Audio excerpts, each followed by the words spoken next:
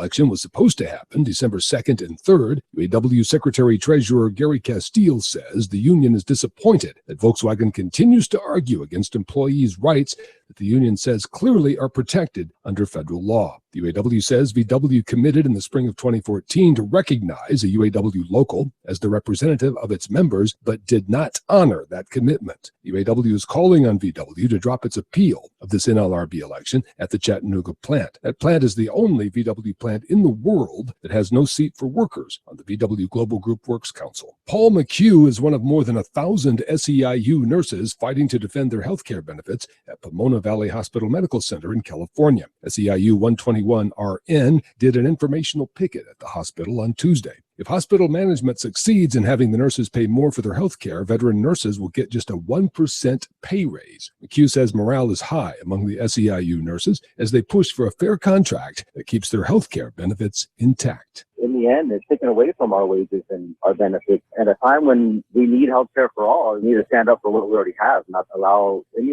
corporation or organization take away your health care benefits when it's something that should be a fundamental right. The nurses' contract expired November 30th, and a strike authorization vote is likely. The nurses in our organization want to be respected and felt like they are appreciated. And when you start taking away health benefits and benefit packages, you start to demoralize your people that you work with. And the only time that you have to stand up for yourself is in a unionized shop, when you have 1,000 voices or hundreds of voices standing together to say, no, this isn't right, this isn't fair, it's not equitable, this is what we have to do, and this is what we're fighting for. As Teamsters Local 727 at Coca-Cola Refreshments in Chicago worked hard to reach a new labor contract by the midnight Tuesday contract expiration, the workers say the company is using some ugly and illegal unfair labor practices. Will Petty is communications director for Teamsters Joint Council 25.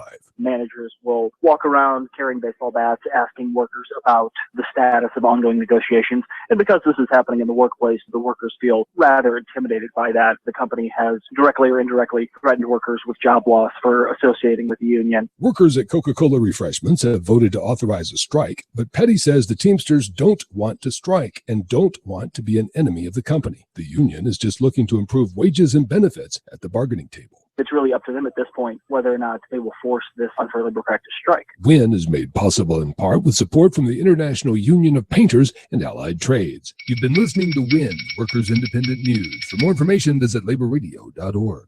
It's time for the Rick Smith Show. I want you to get up now. I want all of you to get up out of your chairs. I want you to get up right now and go to the window, open it, and stick your head out and yell, I'm as mad as hell, and I'm not going to take this anymore. I don't want to abolish government. I simply want to reduce it to the size where I could drag it into the bathroom and drown it in the bathtub. You bet I cut the taxes at the top. How dare you? How dare you? Go ahead. Make my day. The Rick Smith Show starts now.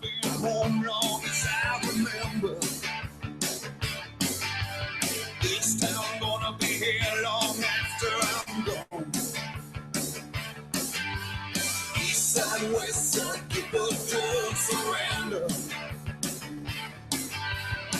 They've been down, but they still rock on. Oh, and this time is my time. Alright, love or hate, it don't matter. 'Cause I'm gonna stand and fight. This time is my time. She got her ups and downs, but love or hate, it don't matter. 'Cause this is my town. And welcome, brothers, sisters, working class heroes. This is the Rick Smith Show.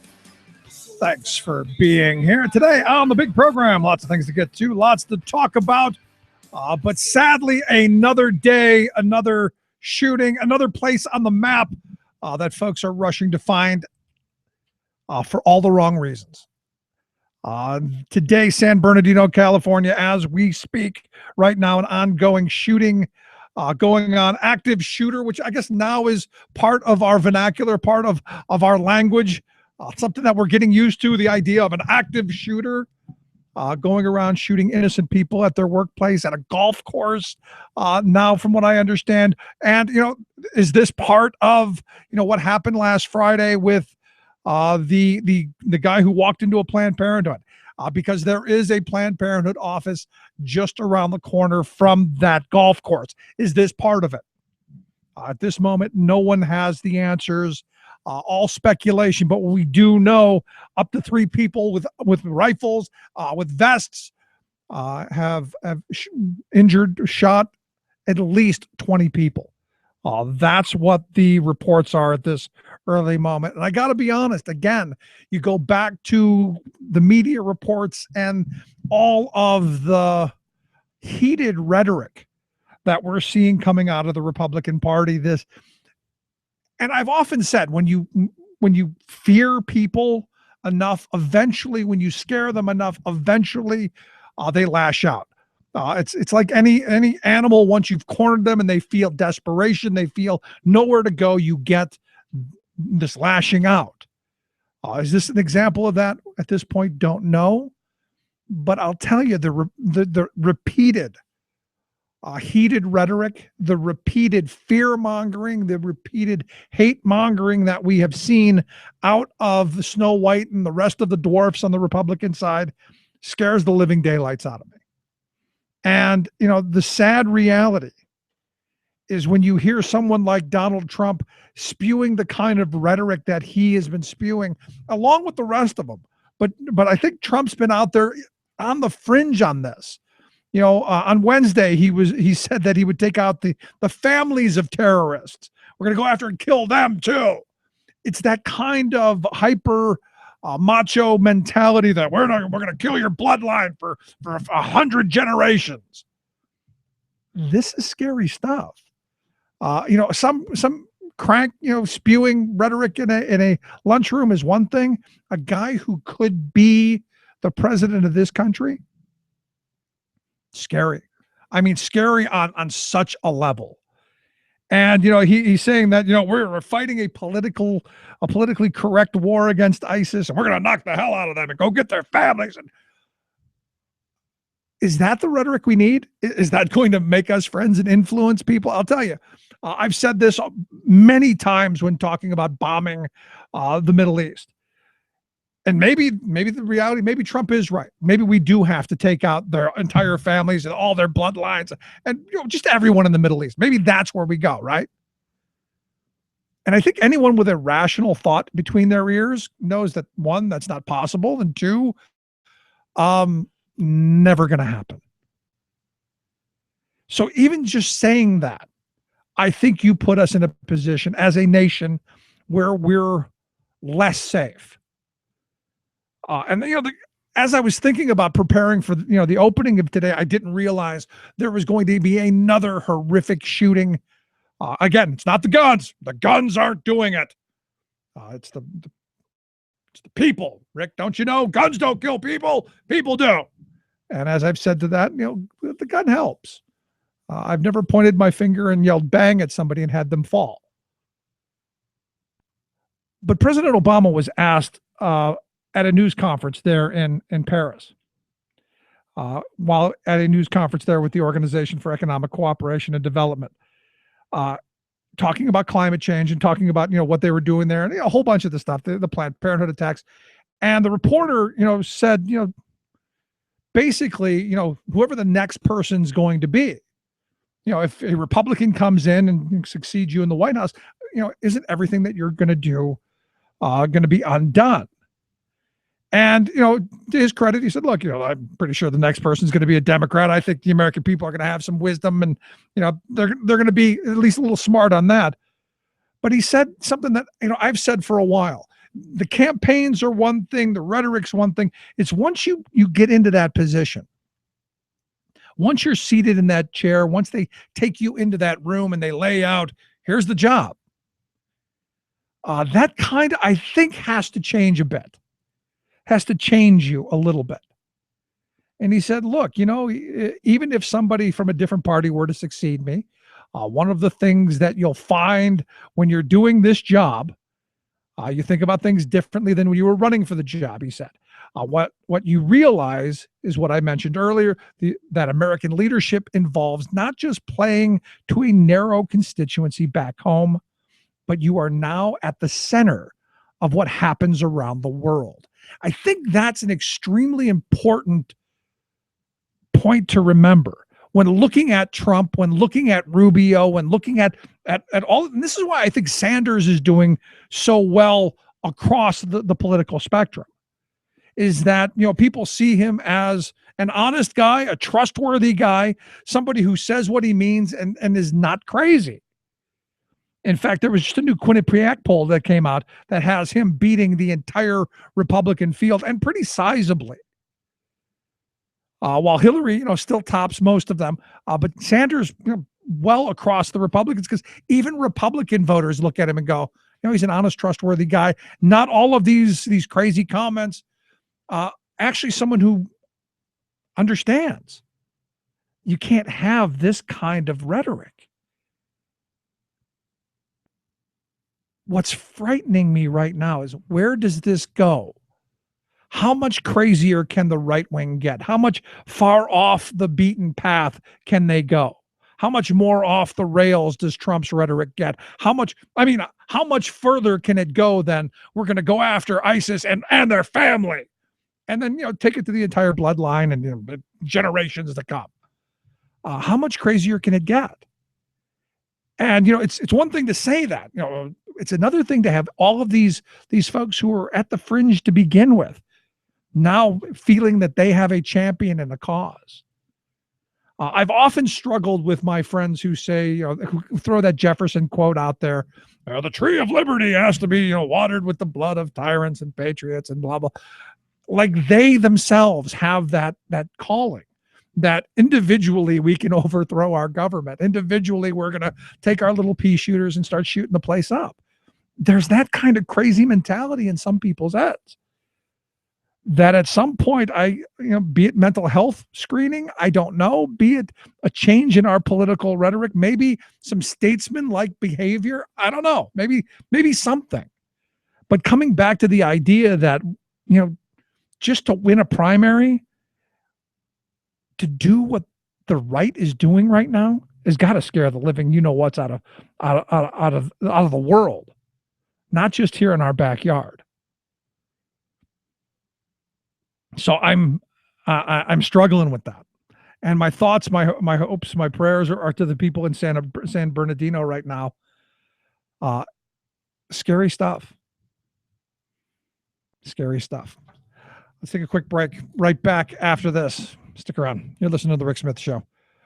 We're working people. Come to talk.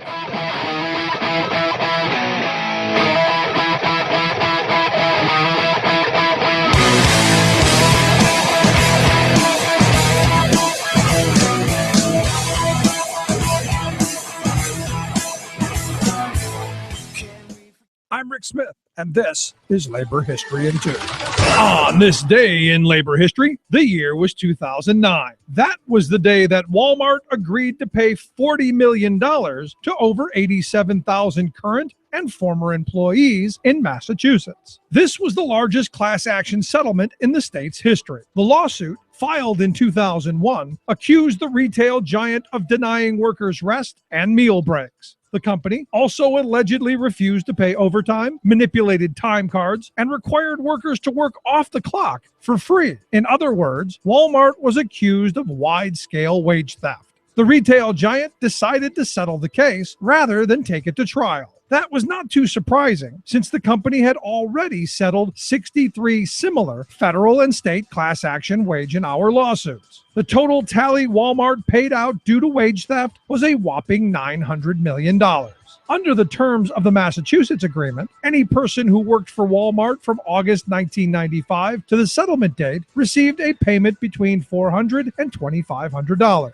The company was also required to put measures in place to ensure that wage theft stopped. This included a hotline that workers could call anonymously if they were made to skip meal breaks. Walmart also agreed to use a clock-out, lockout program that prevents workers from using store cash registers if they are not actually clocked in for work. In an affidavit filed with the settlement, the lead counsel for the employees said the accord dwarfs settlements of similar class actions against Walmart across the country. Not surprisingly, the company has strenuously resisted all efforts by its store employees to join and form unions. Wage theft, not getting paid for all of the hours you actually work, continues to be a major complaint of low-wage workers and is an important issue for today's labor movement. Like what you hear? Check out more at laborhistoryin2.com.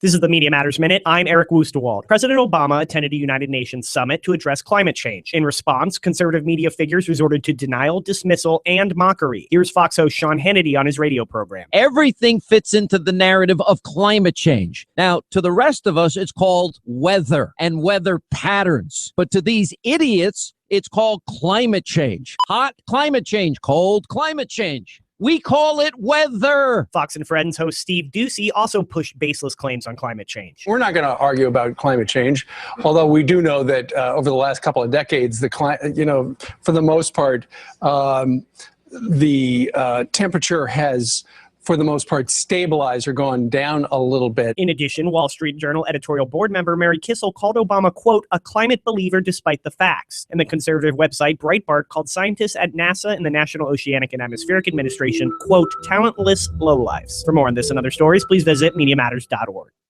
Chances are, when you took a shower this morning, an AFSCME member made sure that water was clean. When you drove to work, an AFSCME member maintained the road.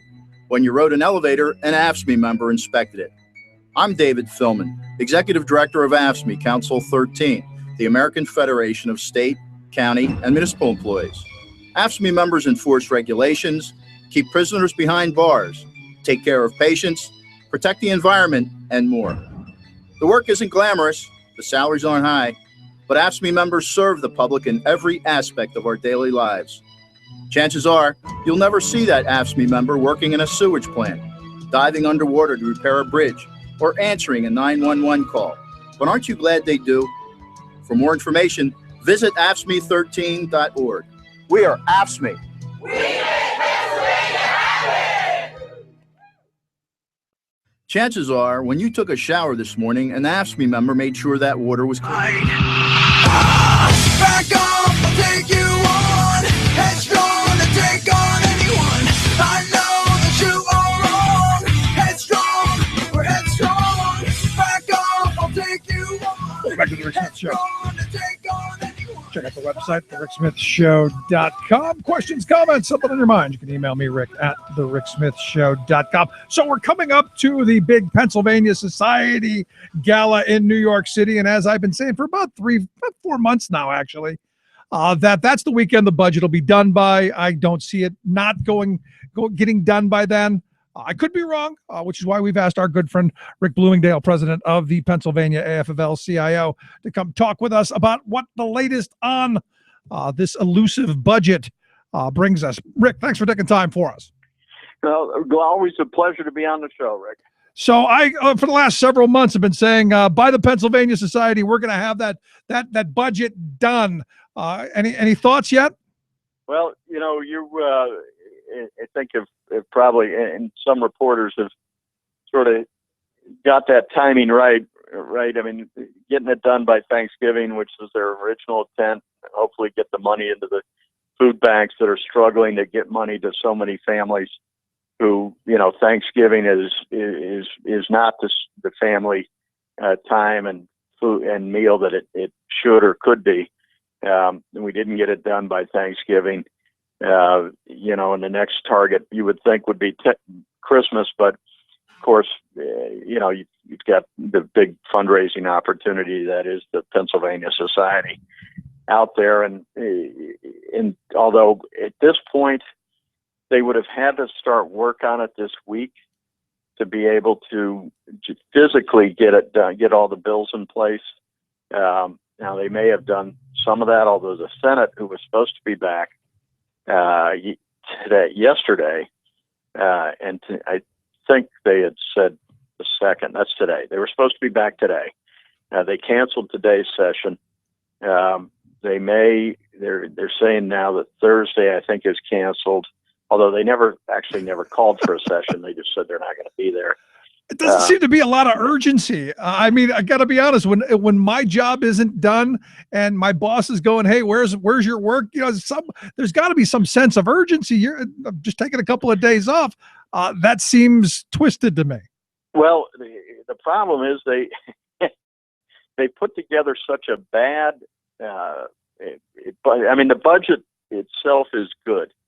I mean, it's not as good as we would have liked, right? We would have liked, obviously, more funding for our schools. We would have loved to restore the Corbett cuts of $1 billion. But actually, Governor Wolf got them going in the right direction. Now the question is, how do you fund it? And that's been the problem. Of course, Governor Wolf had called for a Marcellus shale tax.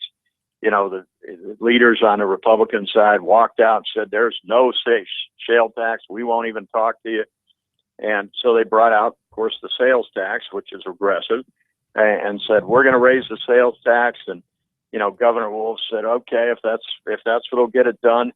Now they can't get the votes for the sales tax because you got a number of Democrats who feel the same way that many of us do, that sales taxes tend to be regressive. They hurt the poor the worst. And although they're still, you know, exclude food and clothing in any iteration that I've seen, which is a good thing for folks at the lower end of the income scale. Right. But now they're saying, okay, well, we don't have the votes to raise the sales tax. Let's expand the items that the sales tax covers. So they threw out that they're going to do that. Now all the lobbyists from the groups that represent those services come in and say, well, not my item, or not this item, or not that item. And so all of a sudden, the amount of money that they need to fund this budget that's supposed to put more money back in education is in trouble because they've got a group of very conservative senators saying they won't vote for any taxes at all. Jeez. So now the Republicans need, the Senate Republicans need some Democratic votes. Democratic votes said, you know, you didn't include us. Or the Democrats said, you didn't include us. You talked to the governor, but nobody's talked to us yet.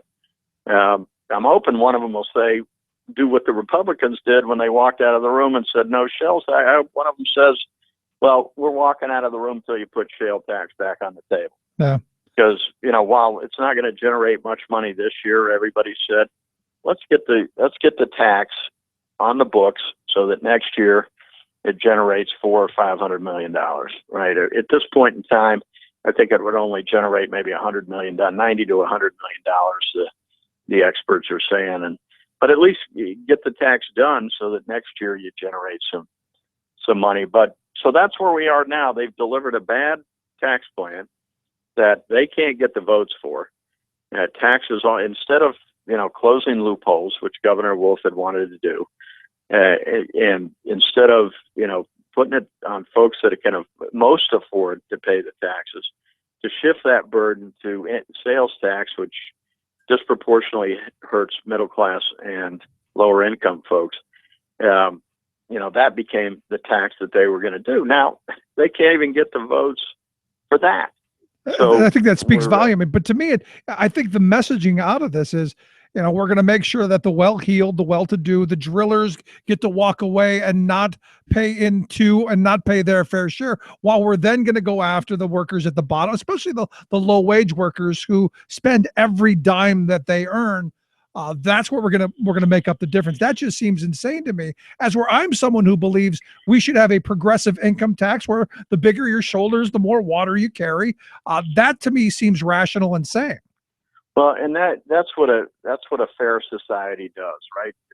It's not every person for themselves. It's that we all help one another to have a stronger community.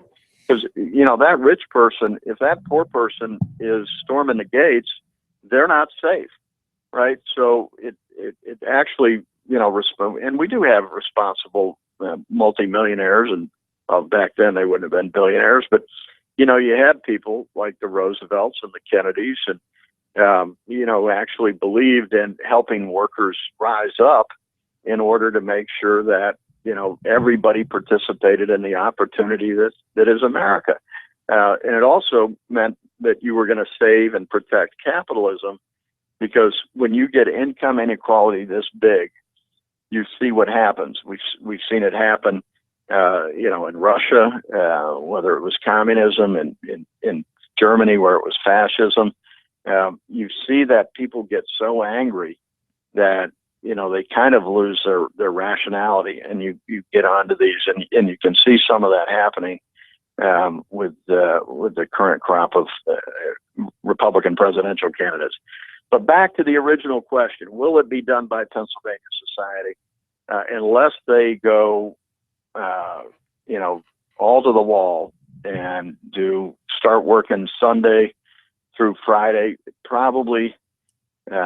It could probably get done, but I sure wouldn't want to see that product. I just don't know how you come back after a weekend away in New York City at the Waldorf Astoria, all the parties and all of the thick, juicy steaks and the boozing and all of that stuff. I don't know how you then come back on the 14th to your constituents and say, yeah, you know what, we had a great weekend, but our job's still not done. I don't know how you get to that. And I hope they do, sitting in this chair, because then I'll have more to rail on. Well, and that's it seems odd to me that's their target goal, is to get it done by their big fundraising opportunities, not when people need their services. Food banks need their money. Homeless shelters need their money to open up more shelters. I would hope that services to their constituents would be driving them, not the need to get it done by a fundraising opportunity in New York City. So we'll hold out our hopes. And a lot of them have said, if it's not done, they're not going to go.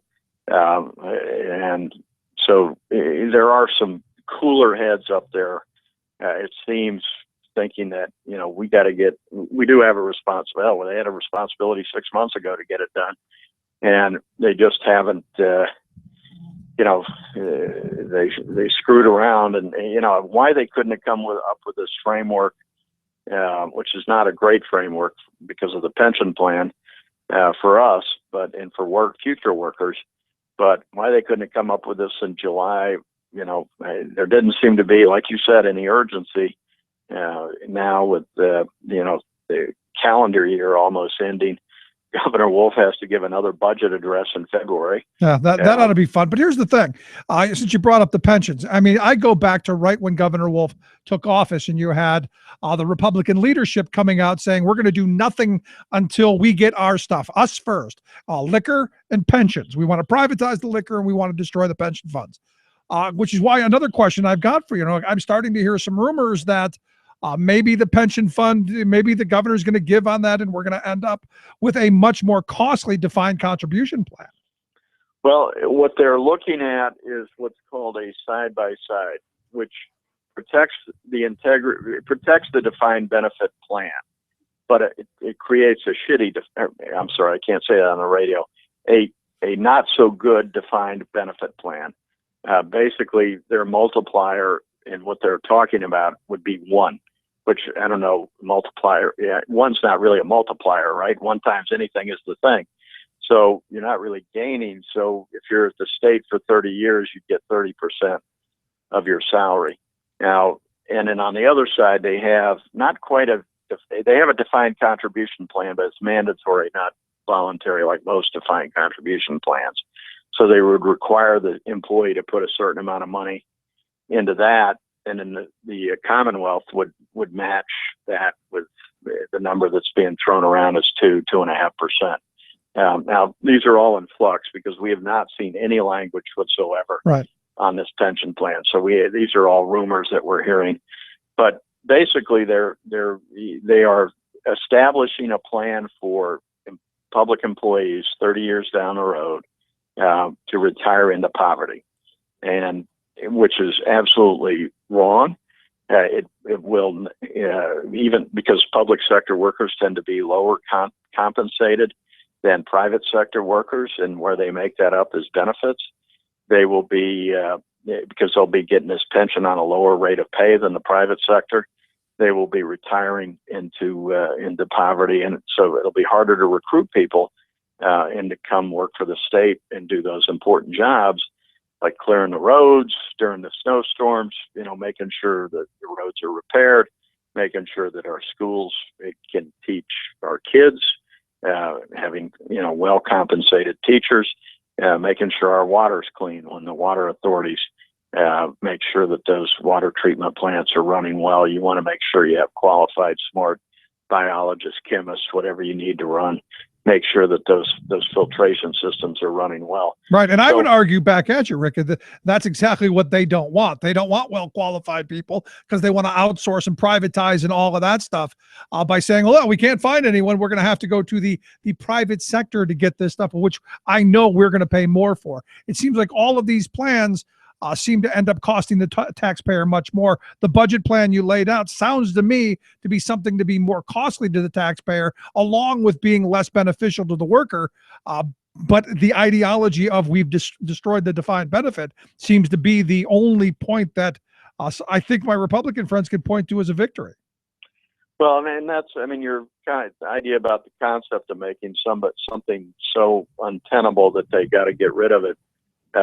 And that's what they did. We had back in the day, a great state general hospital system that took care of folks in rural areas. Many of your listeners probably don't remember all the hospitals we had, general hospitals, not mental retardation or mental health centers, which we had good ones of those too, but they made them so unappealing. No air conditioning, in a day when air conditioners became cheap. These were built pre-World War II, so there wasn't air conditioning, but they never modernized many of them. So then they would report every year, we have this many beds empty. And so what happened was they ended up, under Governor Thornburg, ended up selling off the hospitals to private hospital operators who then modernized them and made them mint. Right?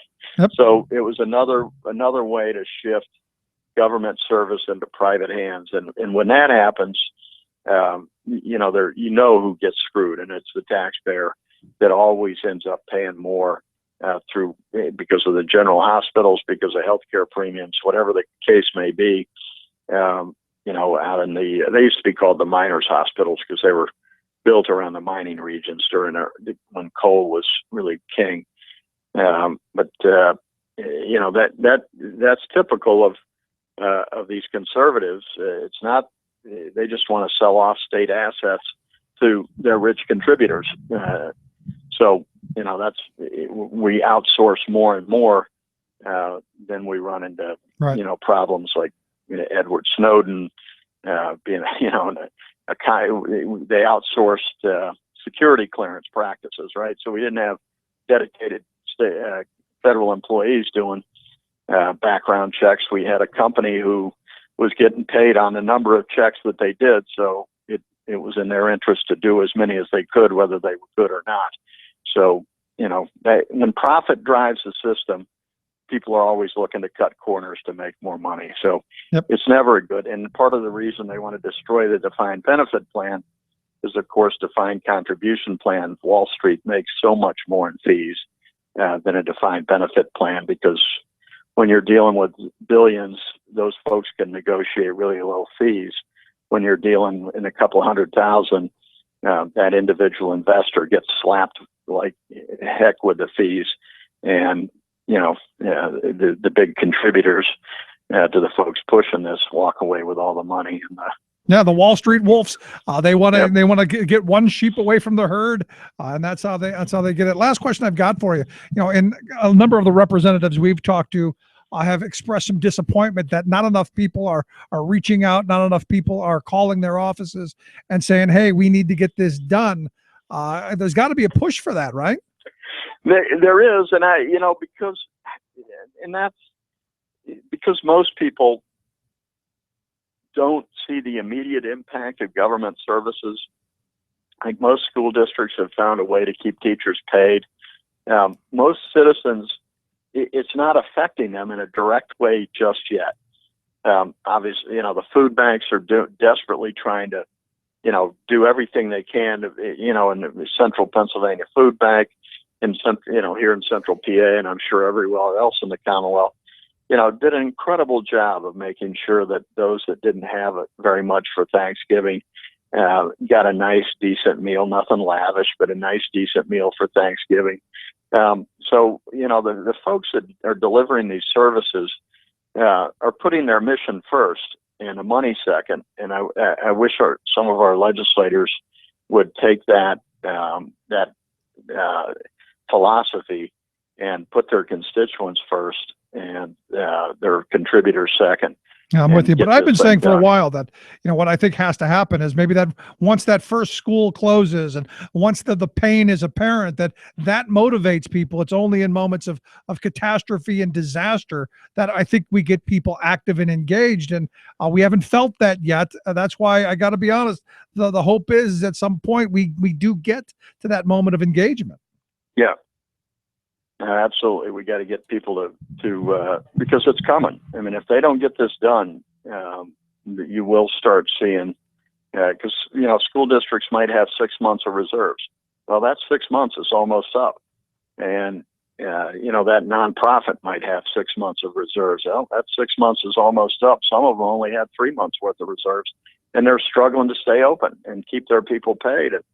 And there are a number of folks in nonprofits who are working for free because they believe in their mission. Yeah. And, we need our legislators to get busy, to get a budget, and make sure that, they do the right thing and not impoverish future employees in their retirement, to make sure that, we have a good, strong budget, a good, strong pension system, and a safe and reliable wine and spirits system. Right on. Rick, I appreciate you taking time for us. Again, thanks so much. And I'm sure we'll have you back as this continues down the road. Always a pleasure to be on the show, Rick. Thank you very much. Thanks so much. Rick Bloomingdale, president of the Pennsylvania AFL-CIO, PAAFL-CIO.org, their website. Quick break. Right back. Stick around. Save the USA and resume the ties at mine.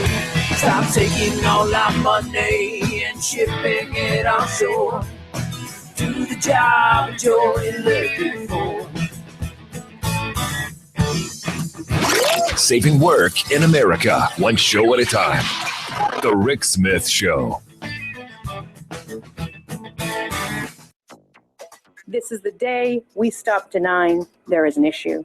And this is the day we do our part. A carbon tax is coming for Alberta's dirty tar sands. The viciousness of a handful of killers does not stop the world from doing vital business. Obama says UN climate conference in Paris must go forward. Senate Republicans vow to monkey wrench international climate agreement. Plus, FDA approves first ever GMO salmon for human consumption. You are what you eat. All of those stories and more straight ahead. From BradBlog.com, I'm Brad Friedman. And I'm Desi Doyen. Stand by for 6 minutes of independent green news, politics, analysis, and snarky comment. 2015, hottest year ever. Republicans claim thermometers just a theory. That's just about where we are. This is your Green News Report.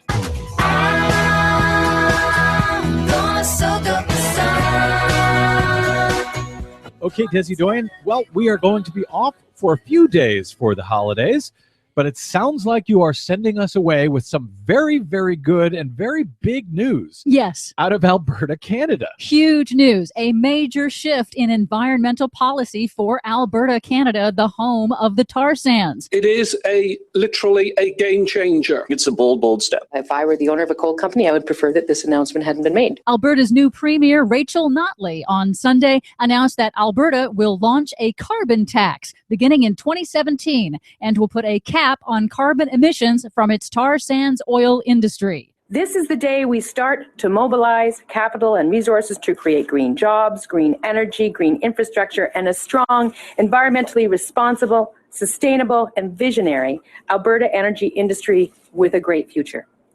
This is the day we step up, at long last, to one of the world's biggest problems, the pollution that is causing climate change. Possibly even more important, Alberta has set a target to phase out coal entirely within 15 years and has also set a target to cut methane emissions from natural gas production in half within 10 years. The carbon tax revenue will be invested in clean energy technology and on rebates for consumers to offset any projected higher energy costs. What an amazing turn of events. Just less than a month ago, we were still talking about the Keystone XL pipeline. Would it be approved or not? And here we are in Alberta, the home of the tar sands.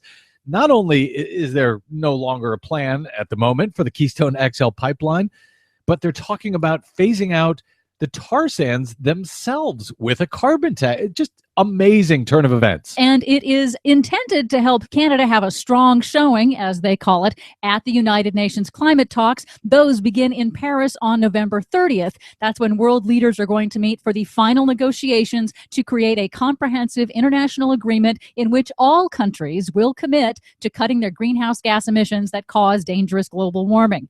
Massive planned public rallies and parades have now been banned in Paris due to security concerns in the wake of the Paris attacks. But the talks themselves must go on, President Obama said at a summit of Southeast Asian nations in Malaysia on Sunday. It is absolutely vital for every country, every leader to send a signal that the viciousness of a handful of killers does not stop the world from doing vital business. And that Paris, one of the most beautiful, enticing cities in the world, is not going to be cowed by the violent, demented actions of a few. We do not succumb to fear. Environmental groups are launching local marches and rallies around the world to help pressure world leaders to reach an ambitious agreement, since they are not allowed now to march in Paris. But regardless of what results out of Paris, Republicans in Congress have already vowed to block any agreement in any way and every way that they can. Of course they have. U.S. negotiators are pushing for the international agreement to not be called a treaty and to make it voluntary to avoid triggering Senate review. Why don't they want to call it a treaty? Well, if it's not a treaty, there's no requirement for the Senate to advise and consent. Oh, tyranny. The Republican majority in the Senate has promised to block billions in planned funding for poor countries that would help them build clean energy resources and prepare for the coming impacts of climate change. But I thought they wanted to help the poor. I guess not. I guess they were just pretending. Finally, the Food and Drug Administration has approved the first ever genetically modified animal for human consumption. The controversial salmon contains genes from other fish species that will help it grow 2 times faster than wild salmon. Promoters say that will reduce the amount of feed needed and would help reduce pressure on our overfished oceans. Critics, however, warn that the GMO salmon could still escape into the wild and impact wild salmon populations. The FDA will not require labeling for that GMO salmon product. Frankenfish escaped into the wild. What could possibly go wrong? For much more on all of these stories and the ones we couldn't get to, please check out our website at greennews.bradblog.com. I'm Brad Friedman. And I'm Desi Doyen. And this has been your Green News Report. La mer qu'on voit danser le long des golfes clairs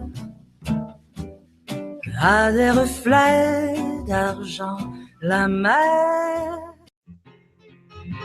Taxes too high, wages too high. We're not going to be able to compete against the world. I hate to say it, but we have to leave it the way it is. People have to go out, they have to work really hard, and they have to get into that upper stratum. Everything's raising but the wages.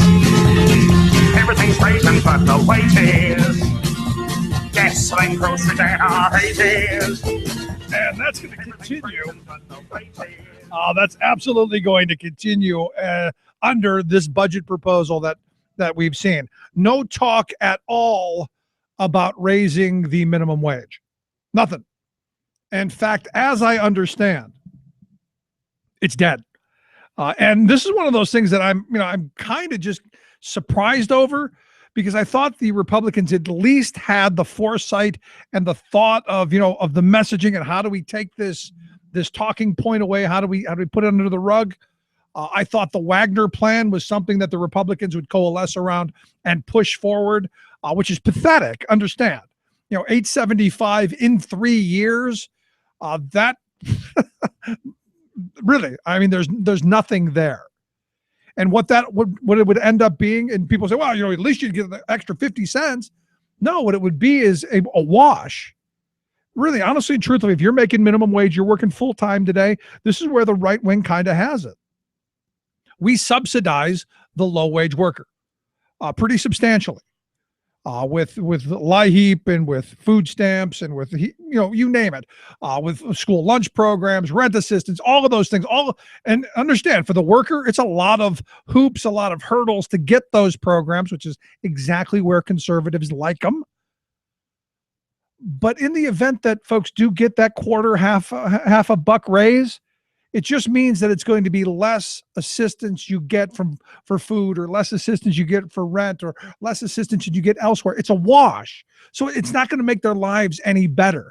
There's got to be a significant bump to take subsidizing low wage workers off the backs of the taxpayer, but also making their lives better. What good does it do if you're just saying, well, we're going to take money out of this pot and move it over to this pot, and the worker doesn't get any better results? It makes no sense, which is why I'm saying at least the 10-10, at least the minimum. You got to go there with an indexing that says as inflation goes up, wages go up with it, so that you don't have another, 6-7 years of no increase. The last time a president walked in and out of office without seeing the minimum wage increase was the Reagan administration. 8 years he went without raising the wage. And what you saw is it just got eroded by inflation. This is what's happening to Obama. And it's not his fault. I'm sure he would like to raise the minimum wage. In fact, he's talked about it a number of times.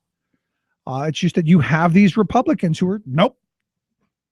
They talk the game. We want people working hard. We want people playing by the rules, but they don't get ahead. And it's really, really very angering. I look at this story out in Desert Hot Springs, California. Evidently, they are considering an increase in the local minimum wage. They want to go up to $10.20 an hour this January, which I think is a good thing. Considering that the residents of Desert Hot Springs make about $32,000 at the median, which is really the bottom of the entire region. So it would pull them up a little bit, give them a little bit of buying power. Now, the story goes like this. Walmart owns a boatload of land in Desert Hot Springs where they were going to build one of their mighty Walmart supercenters. They are now threatening the city of Desert Hot Springs because of this idea that they're going to raise the minimum wage, saying, well, we might not come. And immediately I'm thinking, well, this is a great idea. All you got to do if you want to keep Walmart out of your neighborhood, just increase the minimum wage. Because I think we know, and I think we've seen, the studies are in, they've done enough investigating into this. When a Walmart comes to town and creates, let's say, 300 jobs, it kills 300 jobs. It's kind of a wash job-wise, but generally the wages then go down. I personally don't know why any community would want a Walmart in it, considering the tax dollars that it costs and all of the tax burdens that are placed on it. I got to be honest, I don't know why. But Walmart is doing the full court press. They have taken out a full-page newspaper ad attacking the city council, who wants their employees in the city to make a reasonable wage, and doing the whole full-court media press against the politicians. And you can see, look, they're gonna run some right-wing crazy people who say, no, we should be lowering the minimum wage, $1 an hour if you're desperate enough. Now, Walmart's done this before. It's nothing new. 2006, they lobbied against an increase in the minimum wage in Chicago. They wanted to raise the minimum wage. I guess at the time, something like $10 an hour is what they were looking for back in 2006. They also did the same thing in 2013 in Washington, D.C. as the mayor vetoed a bill that would have required the Walmart-sized stores to pay at least $12.50 an hour. And to me, you kind of go, do we need these behemoths? I'll tell you, it's now here's the funny part. Walmart is saying, and this is something that I have seen in a number of places. They have said that come the new year, they're going to raise their starting wage to $10 an hour. And this is where you kind of sit back and you go, why are they so bent on this community not raising it up to $10.20 an hour when they have themselves said, we're going to raise our bottom wage up to $10 an hour? Is that 20 cents per employee per hour for, I guess they're talking like 300 employees at this place? Is that going to make or break a multi-billion-dollar corporate special? Is it really going to harm them? And I don't think it's about the wage at all. I think it's about the power and the control. You're going to do what we say, when we say, and how we say it, or we will impose our will on you. That's how I see this going. And it's, it's one of those things, I'll tell you, angering, frustrating. And it's going to take us, you, me, we, the people, to stand up and say no more. And here in Pennsylvania, anyway, on the minimum wage front, we should be calling our representatives daily and maybe dropping their wages down the minimum wage for a while. Actually, I like the idea that some of the unions have, that there's a multiplier. I know at the national AFL-CIO, the top guy makes 3 times the rate of I think the lowest paid person in the building.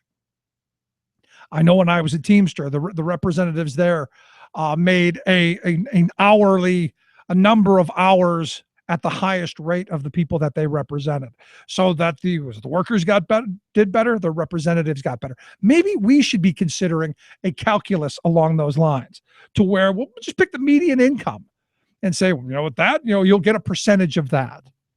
That's something maybe we should think about. Just kind of a thought. Let's take a quick break. Right back. Stick around. Trees of green, red roses too. I see them blue for me and you, and I say to myself, what a wonderful world. Yes, it is all about the children, even after they're born. Rick Smith. The nation's for-profit private college industry is a study in horribles. Start with the fact that it actually calls itself an industry. Excuse me, but education is not an industrial product. Next, this so-called private industry depends almost wholly on receiving government money, generating practically none of its revenue from the free enterprise market. And for-profit colleges are just that, maintaining that their obligation is not to serve students or society, but to deliver profits to their corporate shareholders. These things are scandal machines, as proven by the latest for-profit college conglomerate to be exposed as a fraud. Education Management Corporation operates 4 college systems, offering courses online and in office buildings in 32 states. EDMC's recruiters have been given extravagant financial incentives to pressure low-income people into taking out huge federal education loans in order to pay for the courses at the corporation's colleges. EDMC has been getting more than $1 billion a year from these students, some 90% of its revenue. But its courses are mediocre to worthless, leaving graduates in unbearable debt since they're unable to get jobs with salaries high enough to pay off their loans. Bear in mind that this sleazy fraud is not the work of some fly-by-night hucksters. EDMC is largely owned by Wall Street giant Goldman Sachs. This is Jim Hightower saying, thanks to some former students and a couple of corporate whistleblowers, EDMC has now been exposed and is paying a price for its horribles. Its stock price has fallen from $22 a share to, get this, 8 cents, and it's also been hit with a $90 million federal penalty for fraud. But it and the whole system of corrupt for-profit colleges ought to be put out of business. Learn more by going to debtcollective.org. To get more of Jim Hightower's populist take on what Wall Street and Washington are up to, visit www.hightowerlowdown.org. From UN headquarters in New York, this is your World in 2 Minutes. I'm your host, Luke Vargas, with the Talk Radio News Service. It's World AIDS Day, and the United Nations is calling for a rapid scale-up of HIV investment to avert 28 million new HIV infections by 2030. Expanding access to antiretroviral therapies and other medical treatments will be key to ending the AIDS epidemic, and there's been progress on that front in recent years. But a disturbing new trend is emerging as investors purchase patents for key drugs and then, aware of the desperation of their buyers, dramatically raise prices. Even drugs used to treat infections in HIV-positive individuals, such as Daraprim, haven't been immune, as Turing Pharmaceuticals recently announced a per-pill price increase from $1 to $750. Simon Bland is the director of the Joint UN Program on HIV/AIDS. We're very concerned when we see generics being bought and prices going to such a high level. What are the questions you're asking as an investor? Are you asking, what is the risk and what is the return? Or actually you're asking, what is the risk and what is the return and what good might this be doing? And turning to the ongoing climate talks in Paris, two countries long viewed as pariahs in global negotiations are changing their tune. Canada's newly elected Prime Minister Justin Trudeau is seeking to reassure the world that the country wants to be on the right side of history. Canada is back, my good friends. We're here to help. Trudeau also argued that new investments in green energy won't hold back economic growth, but will, quote, build growth. And new Australian Prime Minister Malcolm Turnbull chose not to sign a pledge scaling back fossil fuel subsidies, but he did promise to ratify the second stage of the Kyoto Protocol, committing the island to a 5% emissions cut compared to 2000 levels by the end of the decade. For more global news headlines, visit talkradionews.com. The man who sends the investor class diving through their tax shelters. Rick Smith. At every trough you stop to feed. With your arrogance, your ignorance and greed. Now here come the cuts and redundancy. Welcome back to the Rick Smith Show. So John sent me an email during the break on the shooting out in San Bernardino, California. They have confirmed 3 people dead. Many more are injured. There are other reports that 3 confirmed, as many as 12 have been killed. They're also saying that there are up to 3 shooters. What John's asking is, and this is a pretty lengthy email, is the false flag idea already. With there were these agencies, evidently, as it's being reported, there were agencies on the ground already looking into a suspicious package, something there when this all broke out. And I got to be honest, John, I'm not going the conspiracy route. I'm not going the crazy route. I know John. I've had these conversations about Sandy Hook with him in the past, and no, not going there.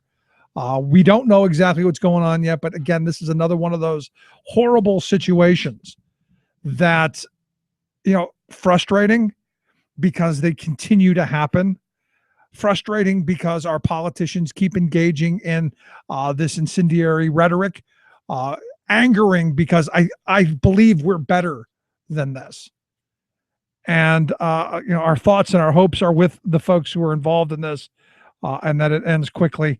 Now, again, it brings me back to should the average everyday citizen have the right to body armor? Should you have the right to assault weapons? Do we have the right to military armament? To where then we band up together and 3 people, if that's what's actually happened, scary stuff. That's just where my thought is now. And for John to throw that out, I got to be honest, John, not yet. Email me back in a day or two, or never mind. Anyway, if you've missed any of today's program, thericksmithshow.com, that's where you go. Get the app on the smartphone, The Rick Smith Show. If you've got Google Play or iTunes, that's highly suggested. You can listen to the program anytime, anywhere. or send us an email, rick@thericksmithshow.com. We're going to take a quick break right back after this. Stick around. You're listening to The Rick Smith Show.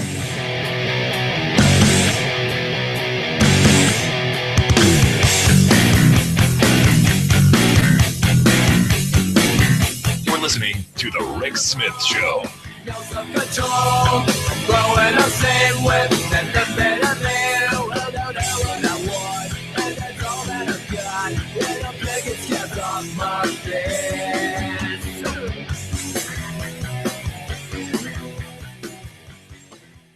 You're listening to The Rick Smith Show. For more information, go to thericksmithshow.com. If you've missed any portion of the program, you can download the podcast at thericksmithshow.com.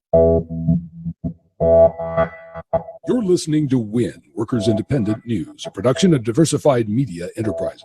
I'm Doug Cunningham. Volkswagen is appealing the NLRB election for skilled trades workers at its plant in Tennessee. The election was supposed to happen December 2nd and 3rd. UAW Secretary-Treasurer Gary Castile says the union is disappointed that Volkswagen continues to argue against employees' rights that the union says clearly are protected under federal law. The UAW says VW committed in the spring of 2014 to recognize a UAW local as the representative of its members, but did not honor that commitment. The UAW is calling on VW to drop its appeal of this NLRB election at the Chattanooga plant. That plant is the only VW plant in the world that has no seat for workers on the VW Global Group Works Council. Paul McHugh is one of more than 1,000 SEIU nurses fighting to defend their health care benefits at Pomona Valley Hospital Medical Center in California. SEIU 121RN did an informational picket at the hospital on Tuesday. If hospital management succeeds in having the nurses pay more for their health care, veteran nurses will get just a 1% pay raise. McHugh says morale is high among the SEIU nurses as they push for a fair contract that keeps their health care benefits intact. In the end, it's taken away from our wages and our benefits. At a time when we need health care for all, we need to stand up for what we already have, not allow any corporation or organization to take away your health care benefits when it's something that should be a fundamental right. The nurses' contract expired November 30th, and a strike authorization vote is likely. The nurses in our organization want to be respected and felt like they are appreciated. And when you start taking away health benefits and benefit packages, you start to demoralize your people that you work with. And the only time that you have to stand up for yourself is in a unionized shop, when you have 1,000 voices or hundreds of voices standing together to say, no, this isn't right, this isn't fair, it's not equitable, this is what we have to do, and this is what we're fighting for. As Teamsters Local 727 at Coca-Cola Refreshments in Chicago worked hard to reach a new labor contract by the midnight Tuesday contract expiration, the workers say the company is using some ugly and illegal unfair labor practices. Will Petty is communications director for Teamsters Joint Council 25. Managers will walk around carrying baseball bats, asking workers about the status of ongoing negotiations. And because this is happening in the workplace, the workers feel rather intimidated by that. The company has directly or indirectly threatened workers with job loss for associating with the union. Workers at Coca-Cola Refreshments have voted to authorize a strike, but Petty says the Teamsters don't want to strike and don't want to be an enemy of the company. The union is just looking to improve wages and benefits at the bargaining table. It's really up to them at this point whether or not they will force this unfair labor practice strike. WIN is made possible in part with support from the International Union of Painters and Allied Trades. You've been listening to WIN, Workers Independent News. For more information, visit laborradio.org. Rebuilding America. The Rick Smith Show.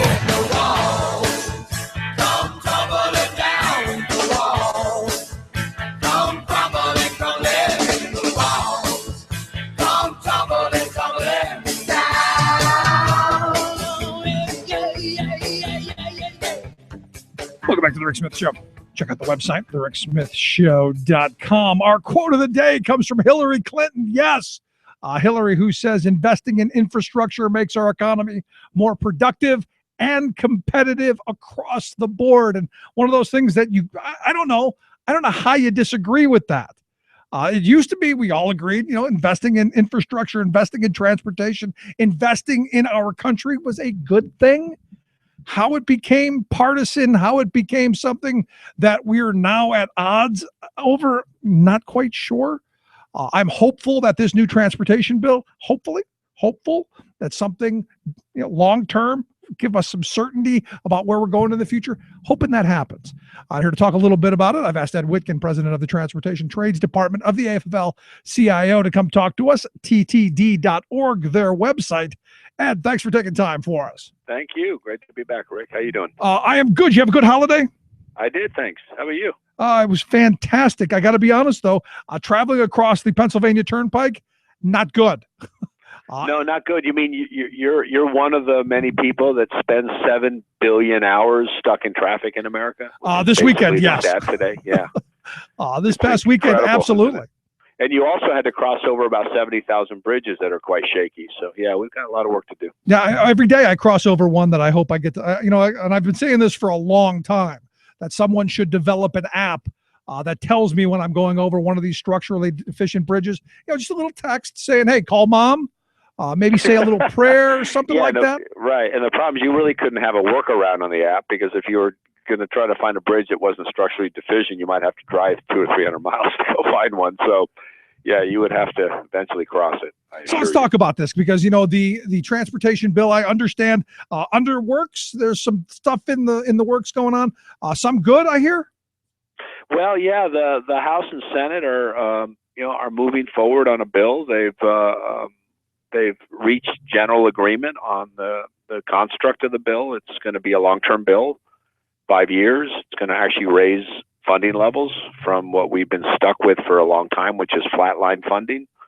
And it's going to continue to invest in public transit, in highways, and bridges, and even has some money in there for freight rail, for freight transportation generally, which we think is a really good thing. We have too many horrible bottlenecks in our freight network that makes the whole economy sort of suffer along the way. So yeah, I'm feeling much more optimistic. I think last time I was on the air with you, I was not, because I felt like Congress was stuck in its state of complete dysfunction. Yeah, one of the things that's frustrating to me is, and I've used this quote a number of times when talking about transportation. Thomas Friedman, whom I'm not a huge fan of, once quipped that he had returned from Beijing to LAX, and it was like going from the Jetsons to the Flintstones. And the thing is we used to be the world leader in thinking about tomorrow and investing up to technology and pushing that envelope. Not so much on transportation. No, not so much. And then we're also stifling innovation because, Americans want to get there faster. They want to get there safely. And there's a lot of politicians stuck in Washington who we keep reelecting that don't even see the value of making our public transportation systems and our passenger rail systems faster and more efficient. And so they are constantly fighting over just a few dollars and cents for that. Just one interesting factoid, which your listeners would be interested in this, because there's a lot of misinformation out there as you debate these things. But if you compare what we spend today on our infrastructure, especially our transportation infrastructure, we spend 50% less as a percentage of our GDP, gross domestic product, than we did in the 1960s, right? So we've taken a huge step backwards in the last almost 50 years, and that's why you have an infrastructure that's completely fallen apart and a high-speed rail network that isn't being built. And to me, this is one of those moments where you go, where are we going as a nation in the future? I mean, you think back to the 60s with the space race and all of the things that came out of that investment and really thinking bold and thinking big and creative. I wonder if we can do those things anymore. Well, that's a good question. I do think we can do it. We have the workforce that can do it. We have the resources to do it. We don't have the politicians that are willing to spend the money where it should be spent. And look at it this way, because all you do is go on the air and talk about working people and about creating jobs. Our underinvestment that's gone on each year for the last really at least half a generation has cost our country about 900,000 jobs a year, Rick, a year, right? Well, So which if is you why I add was that going to up ask you, over because 20 you said an we have the incredible people. amount of jobs we could be creating.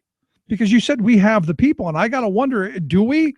I mean, when you see those jobs not being created, people going into other areas of employment, I fear that we're moving towards a time of a massive brain drain, where you don't have young people going into construction trades because we don't have them going into manufacturing anymore. I worry that we lose the productive capacity of people working with their hands. Well, no, that's a really important point. And as usual, you're making way too much sense. You need to stop it because that's the problem with our policy leaders. They don't connect the dots. Of course, young high school and college grads follow the jobs, right? They don't stand around waiting for the job that they have to come around. When you see the kind of drain in investments that we've seen in transportation and overall in infrastructure, as you've seen the flight of all these manufacturing jobs going overseas during this generation, yes, of course, fewer and fewer people are going to go there. But if we pass long-term policies like the one that I think the House and Senate are at least pretty close to getting done, that will create a bit of a bubble opportunity to attract some new young workers into the workplace to give them some certainty that they're going to have a job for a few years. But you're absolutely right. The brain drain is occurring because they're seeing all these jobs disappear and they don't see them there when they're ready to become employed as new grads. So walk me through this because this bill, when I look at Washington, I see nothing but dysfunction. You're telling me there's potential something good here, which I got to be honest, I'm thrilled with. Maybe the change of leadership to Paul Ryan is going to be a good thing. Who knows? Walk me through what you think is good in this. Well, one of the things that's good in it is over a 5-year period, it grows the highway and transit pot by about 20%. So there's over $300 billion in this bill to reinvest in our economy. And that money's been sitting idly by for a long time, waiting for someone to deploy it. And so if you look at the multiplier effect, every $1 billion we pour into transportation and related infrastructure puts between 20 and 25,000 people to work. You also look at the construction side, as you mentioned. Every time we put 3 people to work in a transportation construction project, 5 more people get a job in the immediate sectors, not counting the far removed sectors. And this bill has long-term certainty for 5 years that the money will be there. Remember what we've been through, and I've talked about this on your show.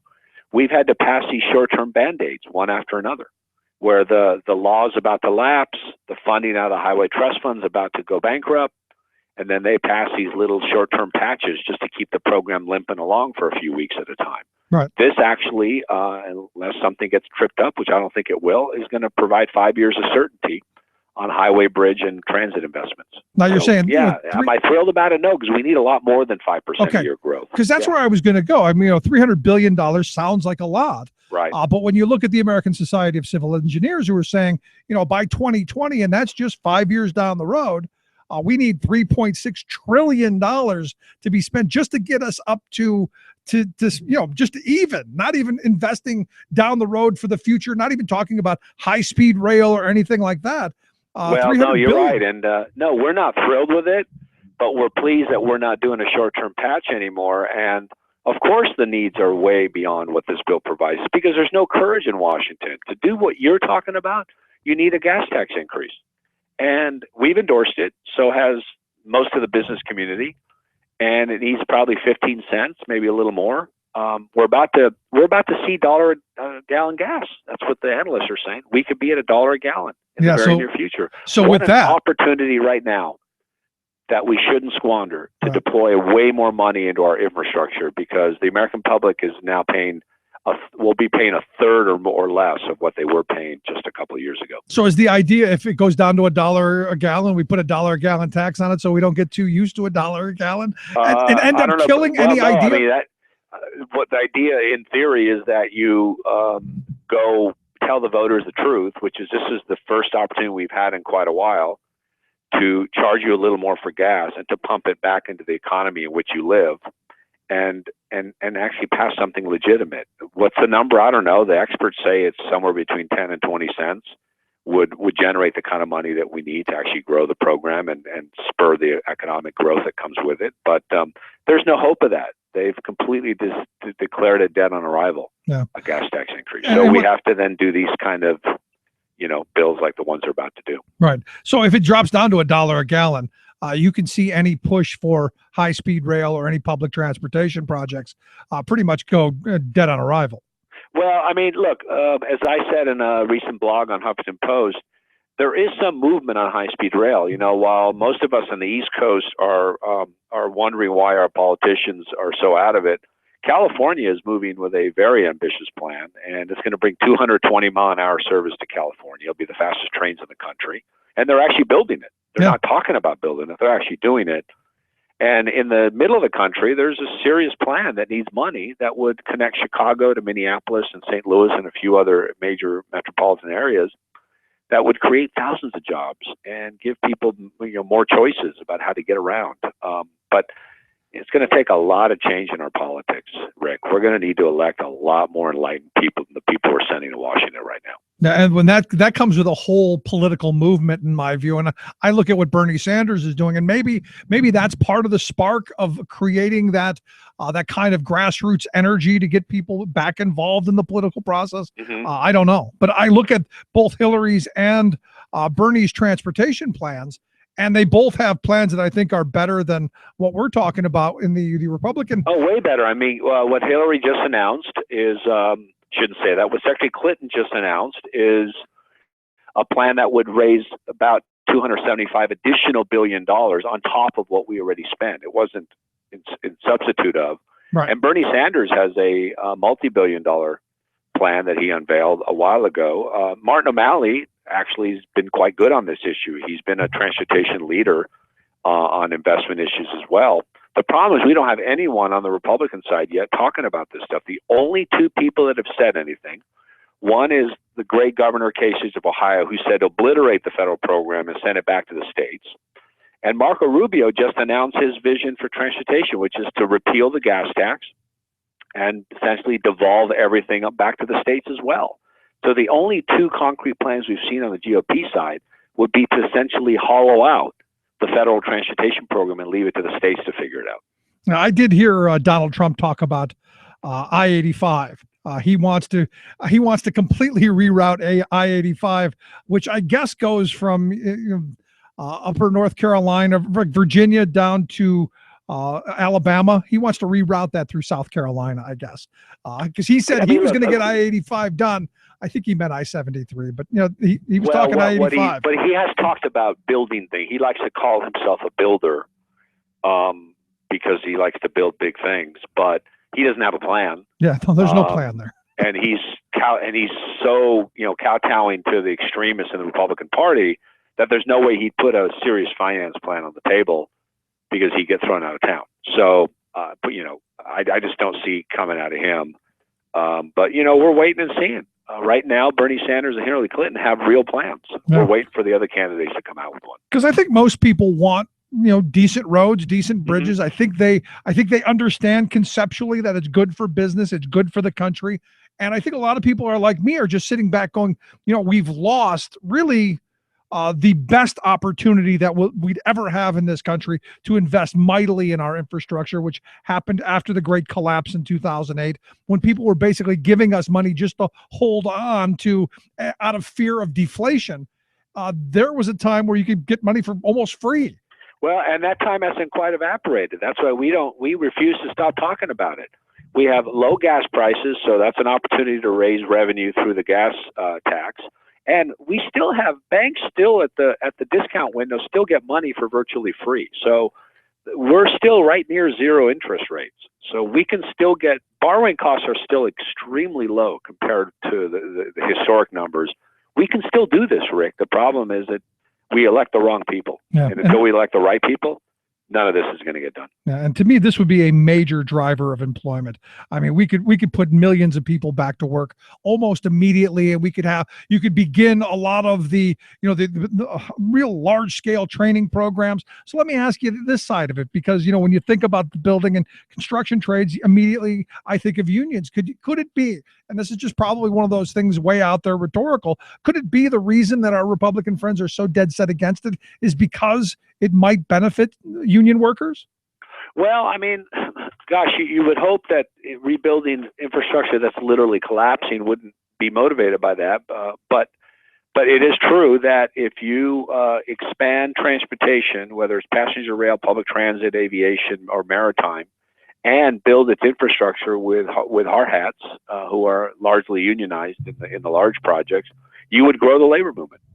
And as all the economists would tell you, even economists that work for the other side will tell you that if you grow the labor movement, you'll grow the middle class, because the labor movement is the only thing left standing that actually has any bargaining power to bring better wages and benefits to people. So sure, are there some people that might view it that way? Probably. But at the end of the day, it's a fact. We would grow the labor movement and the middle class if we started pumping billions into our infrastructure. And that's good economic policy. Yeah, and maybe leave our children and grandchildren something like our great-grandparents did, because that seems to be what we're living off of. We're living off of those investments that came in the 50s and 60s that I don't know that we've upgraded much since then. No, I don't think we have either. We're still living off of investments from the last century. And I'm actually have dedicated a series on Huffington Post that we launched in Labor Day. We just put the second piece up recently on high-speed rail and what it means to our middle class.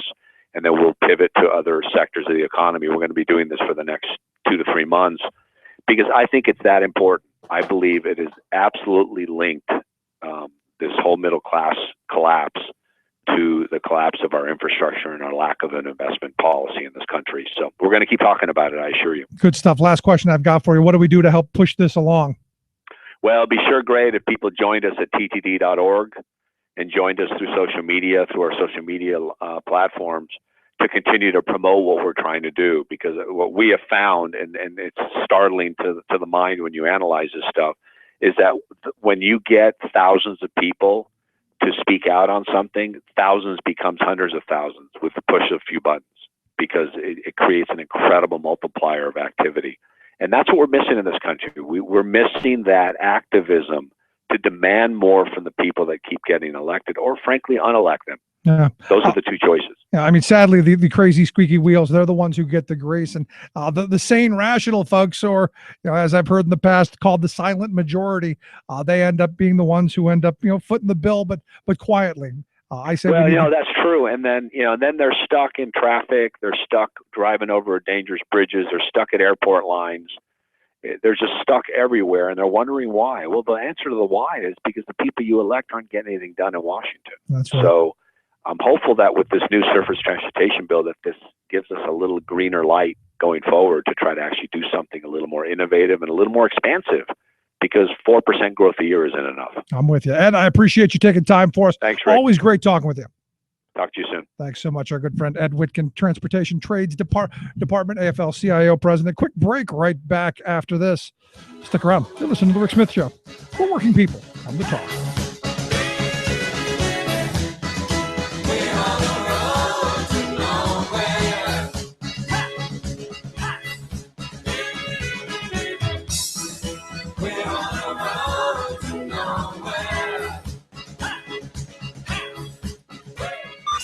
Bringing sanity and rational thought back to America. Rick Smith. I'm Rick Smith, and this is Labor History in 2.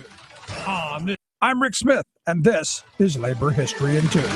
On this day in labor history, the year was 2009. That was the day that Walmart agreed to pay $40 million to over 87,000 current and former employees in Massachusetts. This was the largest class action settlement in the state's history. The lawsuit, filed in 2001, accused the retail giant of denying workers rest and meal breaks. The company also allegedly refused to pay overtime, manipulated time cards, and required workers to work off the clock for free. In other words, Walmart was accused of wide-scale wage theft.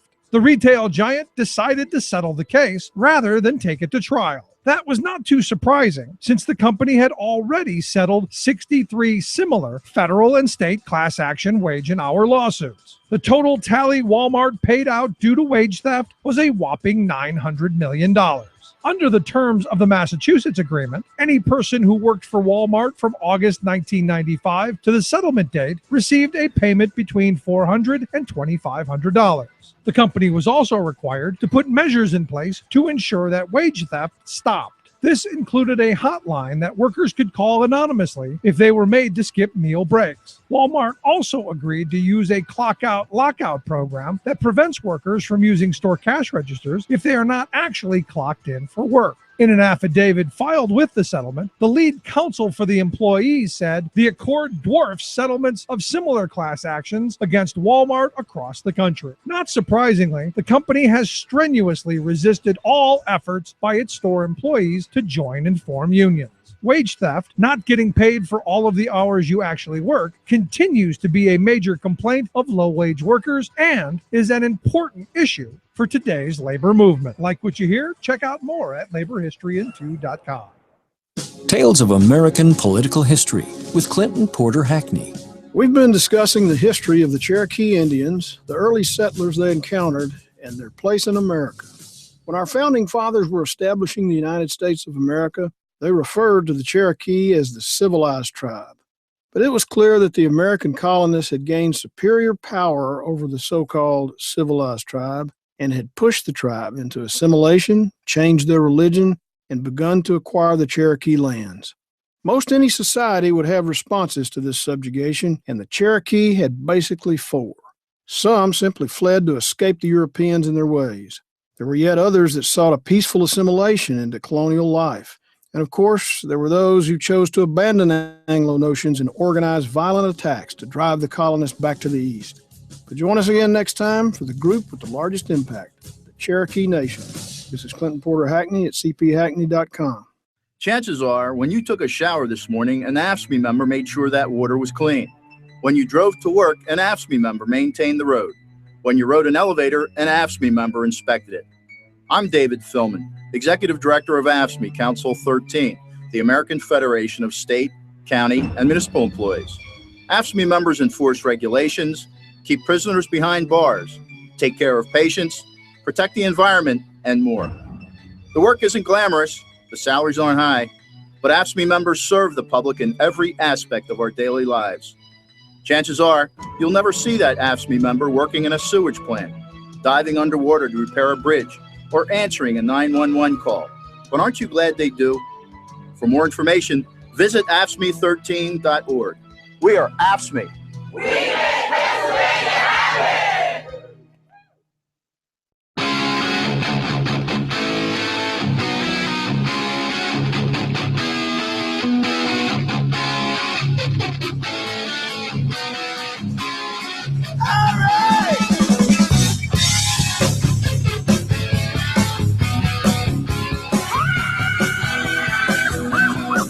You know, in looking at the plans for infrastructure from both Hillary and Bernie, I mean, good stuff, to be honest. Actually talking about investing in the future, talking about, hey, how do we have bridges that aren't crumbling? And I remember, you know, a couple years back, we used to go and take the kids back to Cleveland, where I grew up, and we went to the zoo. And Cleveland has one of the most fantastic zoos in the country. I think better than the San Diego Zoo. Not as good, not as nice as Columbus, but I think better than San Diego. Anyway, there's a part in the Cleveland Zoo where they had to build this massive pavilion under the Fulton Street Bridge because literally basketball-sized chunks of concrete were falling down on a regular basis. And you can't be walking around the zoo having large chunks of concrete knocking you on the head. Probably not good for a draw. You know, to watch and to go, hey, the guy just got conked in the head. That might be funny, unless it's you. So I look at this and go, you know, it's about time we have some politicians talking about maybe a good idea that we invest in infrastructure. Now, as Ed pointed out there a minute ago, maybe the window hasn't completely closed. What I've been saying since 2009 is that money's cheap. We have a lot of needs. Now's a great time to invest. Now's a great time to do those upgrades. And I look at myself, you know, money was really cheap. We got an interest rate really almost laughable. And we did some remodeling of the house, improved the value of our home, made it nicer, did a whole bunch of things that we had talked about doing for years. But, you know, while the money was relatively cheap, we borrowed. and made those investments. As a nation, we should be doing that on a really a massive scale. Now, the right wing is screaming, "Oh, well, you're going to put us into debt." Yeah, but you're going to also increase the asset known as our nation. And the idea, and I'm not saying borrow the money and then go have a big party. I'm not saying borrow the money and go on a Hawaiian vacation or take a month off and ski the Swiss Alps. I'm talking about actually building stuff and investing right here at home. So that what's interesting to me is that it's on someone's mind when they cross over a bridge that it might collapse. The fact that that thought is in anyone's head, to me, is well, just beyond ridiculous. That we have in the world's richest economy and the wealthiest nation in the world, that thought is in anyone's head is really very telling. But at the end of this, when you look at our need, and you're talking about $3.6 trillion worth of need over the next 5 years, just to get up to par, just to get up to somewhere of, hey, this is where we want to be. Now, Hillary is saying that she wants another $275 billion in infrastructure to be spent. She didn't say anything about high-speed rail. Nothing at all that I can find on her site. Sanders is talking about spending $1 trillion over that same 5-year period.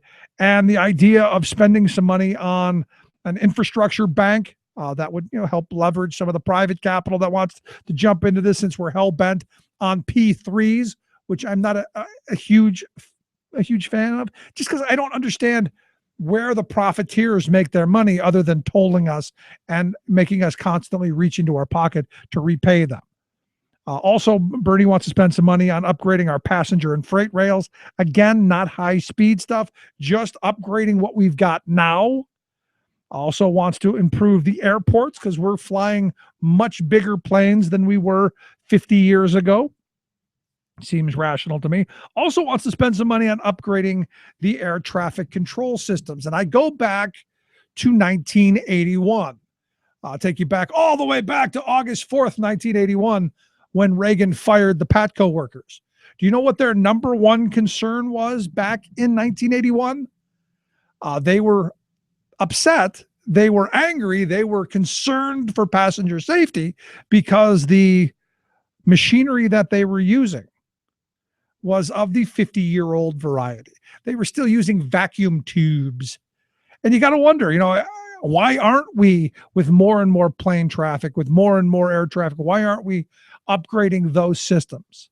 And why haven't we been doing it all along? Why does it have to get to a crisis scenario? It's just one of those things that makes you kind of scratch your head.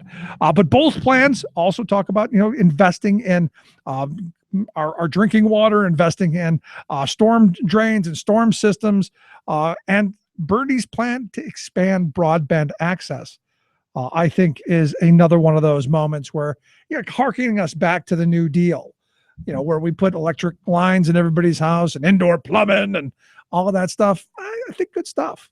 All in all, good stuff. I'd love to hear your thoughts, your comments, questions. You can email me, rick@thericksmithshow.com. I'm going to take a quick break. When we come back, I'm going to talk with Carmel Martin from the Center for American Progress about their latest initiative, #TeachStrong. Quick break, right back. Stick around. You're listening to The Rick Smith Show. Oh, when I'm bathed in the firelight, the moon comes calling a ghostly white. I recall like a rock, standing arrow straight like a rock, charging from the gate like a rock. This is the day we stop denying there is an issue. And this is the day we do our part. A carbon tax is coming for Alberta's dirty tar sands. The viciousness of a handful of killers does not stop the world from doing vital business. Obama says UN climate conference in Paris must go forward. Senate Republicans vow to monkey wrench international climate agreement. Plus, FDA approves first ever GMO salmon for human consumption. You are what you eat. All of those stories and more straight ahead. From BradBlog.com, I'm Brad Friedman. And I'm Desi Doyen. Stand by for 6 minutes of independent green news, politics, analysis, and snarky comment. 2015, hottest year ever. Republicans claim thermometers just a theory.